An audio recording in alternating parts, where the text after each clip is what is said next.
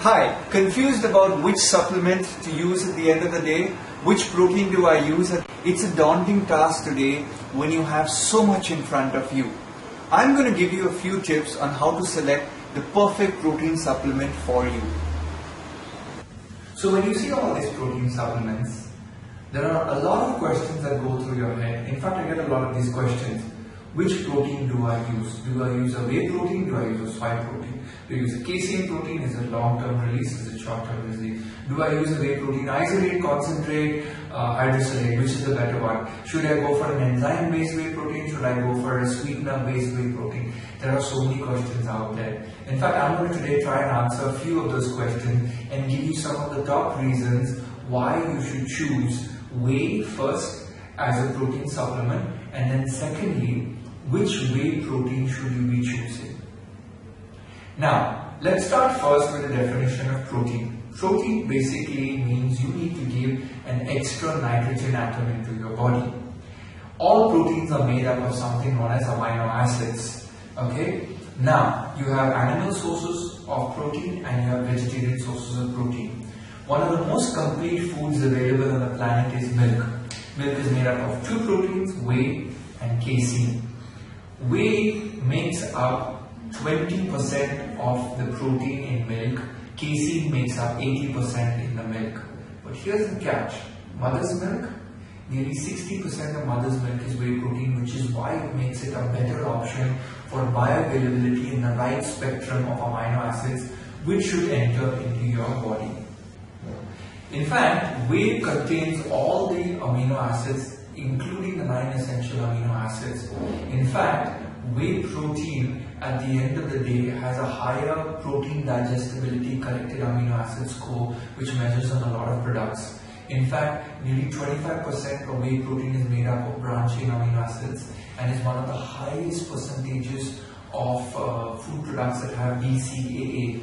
Why do you need to know about BCAA? Simple. 35% or 1/3 of your muscle is made up of branched chain amino acids. So if you're into fitness, if you're into muscle growth, muscle development, hypertrophy, branched chain amino acids represents an important component to rebuilding the muscle. And specifically among leucine, isoleucine and valine, which are the 3 branched chain amino acids, the leucine content in whey protein is higher than any other protein source. So whey is your number one choice as a bodybuilding protein. Whey protein comes in 3 components: whey protein concentrate, whey protein isolate and whey protein hydrolysate. Now whenever you go to buy a protein supplement, there's all of this confusion on isolate, hydrolysate, which one is good for me? I'm on a weight gain program, I'm on a weight loss program, which one should I take? Well, my first thing to do is to educate you on these 3. So let me first start with isolate. Whey protein isolate is when the word isolate, they take the whey and they isolate or they break down the whey into smaller fractions. You see, whey is a long chain of amino acids. You can imagine a pearl necklace, a lot of pearl beads, each one is an amino acid. And then when you start breaking them down into smaller bits, what happens is you get smaller chains of what we call as peptides. Now in this case, it makes it easier to digest or break down smaller chains. Whey protein can be manufactured by membrane filtration, cross-flow filtration and ion exchange filtration. Each one of these methodologies gives you a better quality whey protein isolate. But here's the thought. Something like ion exchange is more expensive. Does it really matter to you at the end of the day? Well, if you're having your diet balanced out and your protein is really planned to the T, then I would suggest go with ion exchange. The next would be microfiltration. These are better choices because they tend to preserve the ingredients in the whey protein that are biologically available. Ion exchange isolation produces the best quality whey protein, and the logic being that it preserves the branched chain amino acid content. So when I'm answering all of these questions, one question that will stump everyone, and nobody's addressing this question, is how much of whey protein can my body absorb? All sports nutritionists, all trainers out there, all supplement shops out there will tell you, you require 1 gram per kg of body weight. That's true. If you're going in for weight training, up to 2 grams per kg of body weight is true. Now take for example a gentleman who's 70 kgs, he would require about 140 grams of protein. Now as a sports nutritionist, my recommendation to the client is when you're choosing one of these products, you are making a protein shake. You're going to be consuming it flat in 5 or 10 minutes. You're most likely going to do it pre-workout, during workout or post-workout. But here's the thought process. How much should you give to the body? Do I give 50 grams? Do I give 10 grams? Do I give 30 grams? Well, a recent research that was done says that no more than 10 grams, and specifically from whey protein, no more than 8 grams can be absorbed per hour. Yes. So my logic to a lot of my sports clients is, when you're having a whey protein, don't go beyond 15 to 20 grams of whey protein per serving, and sip it over a longer duration. This would be the best value for your protein supplement. It would also have the highest efficacy inside your body.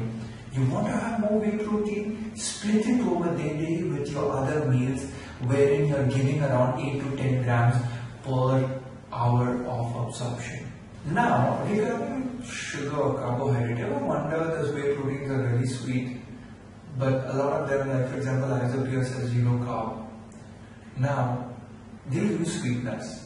The most important thing you as a consumer out there needs to know that if it's aspartame based sweetener, please avoid it like the plague.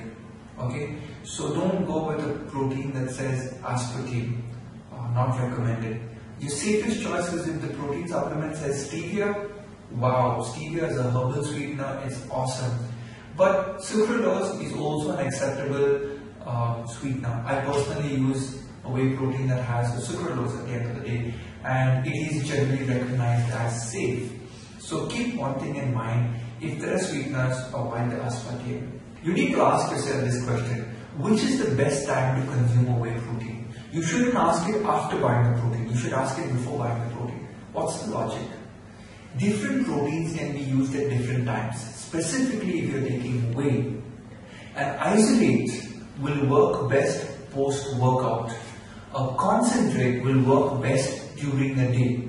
Okay? And a hydrolysate can work best pre-workout, about an hour before your workout. So if you follow this table that is coming up here on the screen, pre-workout, hydrolysate, during workout, amino acids, okay? Don't try and take protein because it will form a bolus, you will feel full during your workout. Post-workout, isolate. During the day as a substitute, a concentrate is good. Does this mean you have to buy 3 different types of whey protein? Not really, but if you are a professional bodybuilder out there, I would highly recommend it. If you're a professional fitness pro, I would recommend it. Better still, use your isolate in conjunction with a milk or a smoothie base, and then time it through the day to get the best possible benefit of that whey protein. My advice to you, email me at the end of this video and ask me how to frame your diet with a protein supplement and a nutrition plan in place. Another key component when buying a protein is it may have the word enzyme written in it. Lactase, aminogen, bromelain, papain. These are enzymes which help break the bonds of protein.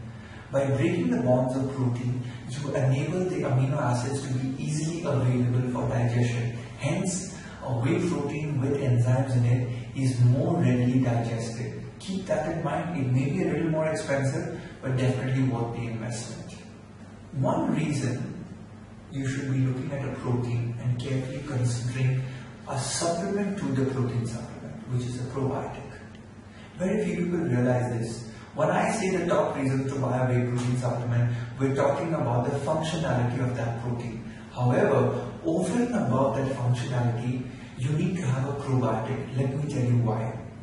When you put a lot of protein into your digestive system, it gets into your intestines and changes the way the fermentation medium is there. Therefore, the bacteria, instead of getting normally a high carbohydrate source, is suddenly getting a high protein source. The fermentation of the bacteria suddenly changes, which leads to a lot of gas and toxic smells at the end of the day. So here's my tip to you.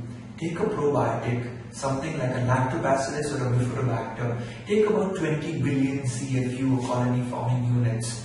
This in conjunction with your whey protein will help a better digestion and keep your gut more stronger at the end of the day when subjecting it to the extra protein.